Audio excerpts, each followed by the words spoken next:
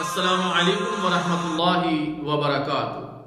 میرے محترم دوستو، پیارے نبی صلی اللہ علیہ وسلم نے ارشاد فرمایا، بلا شبہ سچ آدمی کو نیکی کی طرف لے جاتا ہے اور نیکی جنت کی طرف لے جاتی ہے، اور ایک شخص سچ بولتا رہتا ہے یہاں تک کہ وہ صدیق کا لقب اور مرتبہ حاصل کر لیتا ہے، اور بلا شبہ جھوٹ برائی کی طرف لے جاتا ہے اور برائی جہنم کی طرف لے جاتی ہے، اور ایک شخص جھوٹ بولتا رہتا ہے یہاں تک کہ وہ اللہ کے یہاں بہت جھوٹا لکھ دیا جاتا ہے۔